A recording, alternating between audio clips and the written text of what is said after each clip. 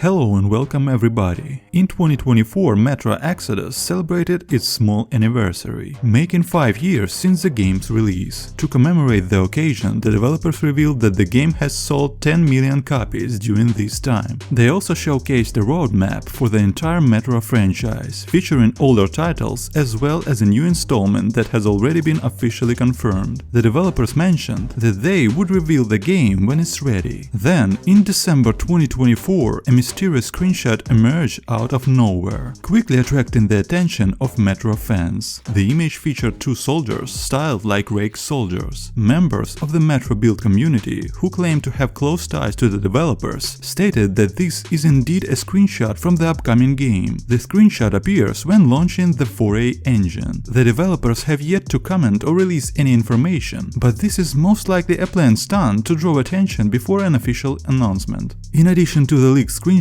a lot of insider information about the game has started to surface. First off, the new Metro game is rumored to be called Metro 2036. This new installment will offer a fresh perspective on the post-apocalyptic world, as the protagonist will no longer be Artyom. His story concluded in Metro Exodus, and Gluchovsky himself confirmed that Artyom is happy and alive in the canon. The game will return to Moscow, specifically the Moscow Metro. What's interesting is that developers promised to recreate many locations from previous games, adding new details and improving them overall. The game will have a similar feel to Metro 2033 and less light, with mostly linear levels. While the developers initially planned to create a fully open world like in Stalker, technical limitations of the engine forced them to abandon this idea. In 2022, the project was completely rebooted, and the developers had to adapt to new conditions. According to insiders, however, the game will still feature large detailed levels, and players will be able to explore stations similar to those in Metro Less Light. One of the key locations will be an urban area, though it's unclear whether this will be placed on the surface or within Metro itself. This location will be on a scale similar to the Caspian from Metro Exodus. Players will also be able to move between locations, and some stations will be revisitable. Let's return to Artyom for a moment. The interesting thing is that the developers initially didn't plan to continue his story. From the start of development for the new Metro installment, the decision has made to tell a new story and return players to the Moscow Metro. However, in my opinion, Artyom's story isn't finished. Ideally, he should have returned to Moscow to start leading people out, showing that the world beyond the Metro still exists. The ending of Exodus hinted at this, after all. The return to the Metro feels like a step back to me. Sure, the game won't have a vast open world due to the engine limitations, but Metro Exodus already shown how big and diverse the world could be. The developers could have built on that success, introducing new large locations. For example, we could have seen other major cities, not just Russia, but also neighboring countries or even European or American locations. After experiencing Exodus, going back to the Metro feels too confined, even though I understand it's the essence of the game. It's curious though that Exodus is considered the best in the series, yet the Metro wasn't really present in it.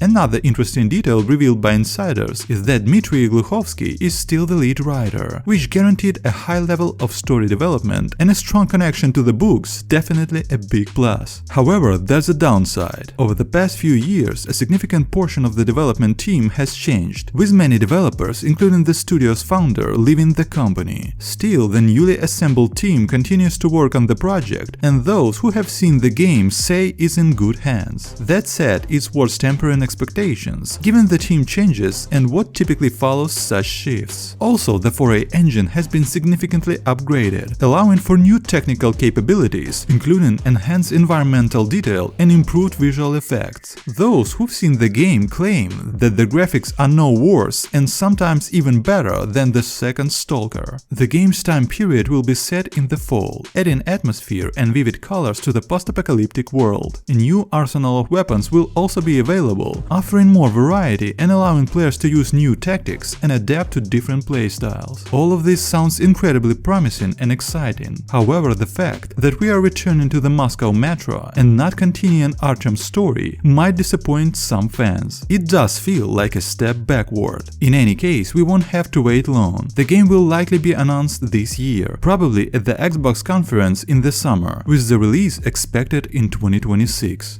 Thanks for watching. For more updates on Metro 2036 and other gaming content, don't forget to like and subscribe to my channel. Until then, stay safe.